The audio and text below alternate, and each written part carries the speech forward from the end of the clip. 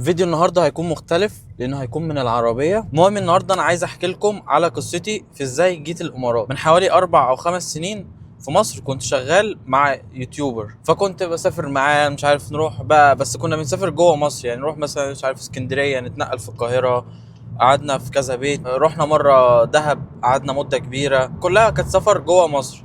لحد ما قررنا ان احنا نسافر نيجي دبي، وانا كنت متحمس جدا وقتها لان دبي كانت من الديستنيشنز اللي انا نفسي اروح. فاول ما عرفت انا كده كده كان باسبوري جاهز، اول ما عرفت بدات اجهز الورق واشوف موضوع الجيش واشوف التصاريح، وكان وقتها كورونا، فطعمت واثبات بقى التطعيم والاجراءات دي كلها. وبالظبط كل البروسيس خدت معايا اسبوع. بعدها حجزت وسافرنا على اساس ان احنا هنيجي هنا مثلا 20 يوم، نصور كذا فيديو، وبعد ما نخلص هنرجع مصر. دي كانت البلان، حتى التيكت بتاعتي كانت هي 20 يوم. اول يوم وصلت فيه قلت بس هي دي البلد، هو ده المكان اللي انا عايز اكمل اعيش فيه بقية حياتي. وكنت مؤمن جدا ان انا لازم اقعد هنا، لازم اعيش هنا. انا مش عايز ارجع، مش عشان حاجه او عشان مصر فيها حاجه، بس عشان انا صحابي اكتر، صحابي اللي هنا اكتر من اللي في مصر. والسيستم والايكو سيستم والتكنولوجيا وكل الحاجات دي كانت بالنسبه لي ايدج كبير، كنت حابب ده، شايف ان ده هيطورني، شايف ان انا شخصيتي هتتحسن اكتر، الانجليزي بتاعي هيتحسن، هتطور في الشغل اكتر. فعشان كده كنت حابب اقعد. فاشتغلنا تقريبا 3 شهور الا شويه قبل ما الفيزا بتاعتي تخلص. انا كنت جايب فيزا سياحه.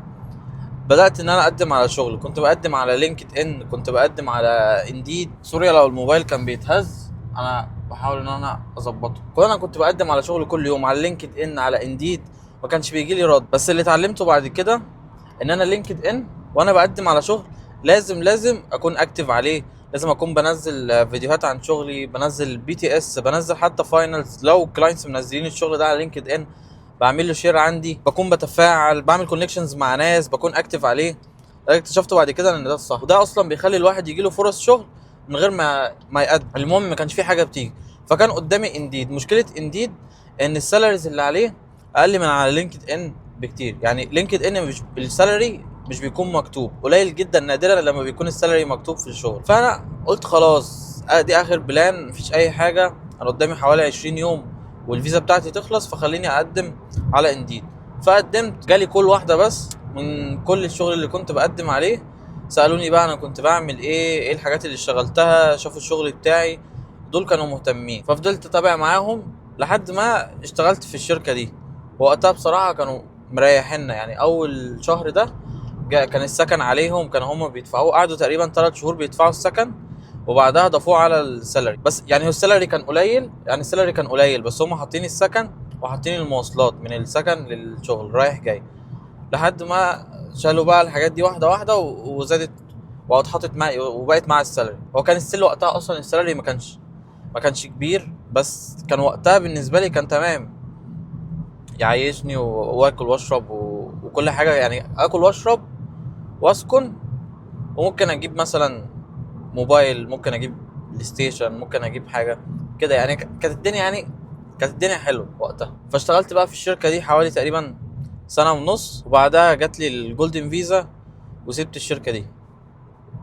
بس في خلال السنه دي عملت كونكشنز، اتعرفت على ناس، شفت صحابي اللي كنت اعرفهم في مصر وجم هنا الامارات، وفي ناس منهم ما اتقابلناش خالص ابدا في مصر، اتقابلنا هنا، قابلتهم هنا واتجمعنا. اول سكن كنت فيه، اول يعني لما جيت قعدت شهرين ونص دول او 3 شهور الا شويه مع اليوتيوبر، كنا في فنادق فيلل مش عارف ايه. بعدين لما رحت بقى اشتغلت في الشركه دي قعدت في عجمان. وقتها كنت قاعد في 3 بيدروم، ان احنا كنا 3. بعدها نقلت برضو في عجمان في 1 بيدروم.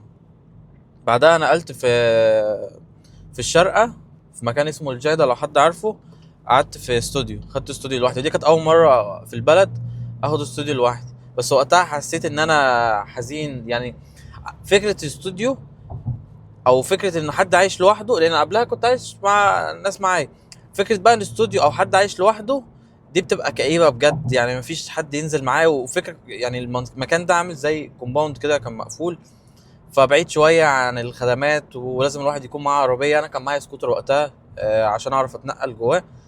بس الفكره ان ما كانش عندي بقى ناس ساكنه فيه. كان عندي بس ممكن 2 ولا حاجه، بس ما كانش في ناس كتيره، ما كانش في ناس بنزل معاها. ممكن بتعرف على الناس راندوملي بس مش صحاب.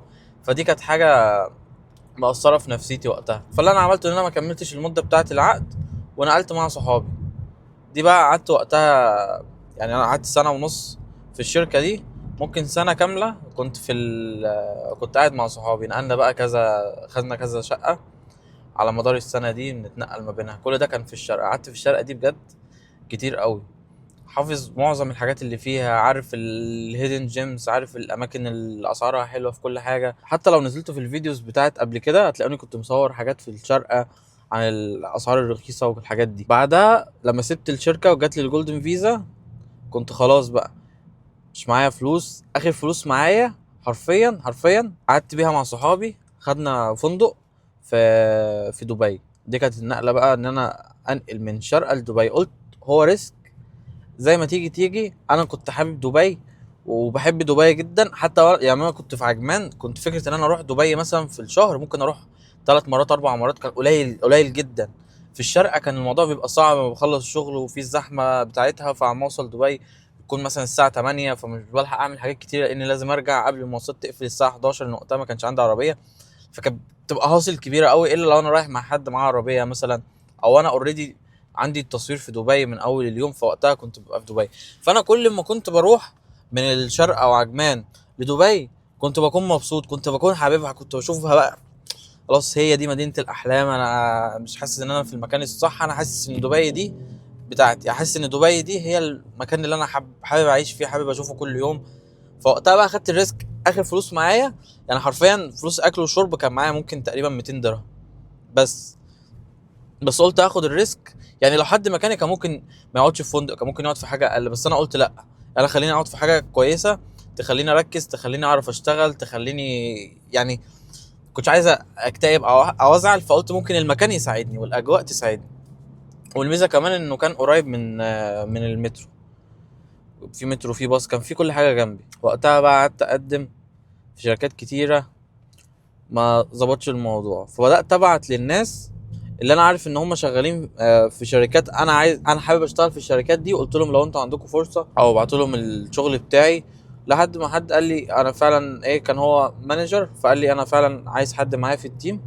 فبعت لي السي في، شافه عجبه، كلم مديره، وبعدين المهم يعني عملت لفت كده انترفيوز في الشركه دي، والحمد لله بعدها اتقبلت بعد تقريبا اسبوعين لما نقلت في دبي. بس من هنا بدات الحياه، لان الشركه دي كانت كبيره، كان فيها حوالي 200 موظف. اتعرفت على حرفيا عليهم كلهم. بقى بخرج بنزل، اتعرفت على ناس كتيره. صحابي اللي انا كنت قاعد معاهم في الفندق برضو بننزل نخرج مع بعض، واصحابهم يجوا عندنا واصحابي يجوا وهكذا. فبدات بقى خلاص من هنا بقى بدات من هنا بدات الحياه. وهنا بقى حبي لدبي كبر. بس بصراحه انا مش عارف ممكن احكي لكم تفاصيل ايه اكتر من كده. يعني انا حكيت لكم عن الشغل وعن الاماكن اللي انا قعدت فيها. في دبي اصلا يعني بعد الفندق ده انا نقلت كتير. انا نقلت تقريبا يعني في الامارات حوالي 14 مره نقلت سكن. يعني في سكن قعدت فيه شهر، وفي سكن قعدت فيه شهرين، وفي سكن قعدت 6 شهور ومشيت. بس انا بالنسبه لي الصراحه ده اوبشن حلو. بس ان شاء الله يوم ما بقى سيب الفيديو ده عشان ارجع له تاني، يوم ما اشتري البيت بتاعي في دبي، اشتري بيت بقى او اشتري فيلا. بس انا واثق من ده ان ده هيحصل. وبس والله شكرا ان انتوا اتفرجتوا على الفيديو. متنسوش تعملوا سبسكرايب ولايك. الشمس بتضلم. انا بجد والله حاولت ان انا اصور من بدري بس الوقت خدني بجد. خلاص بقى اشوفكم ان شاء الله في الفيديو بتاع بكره، وسلام.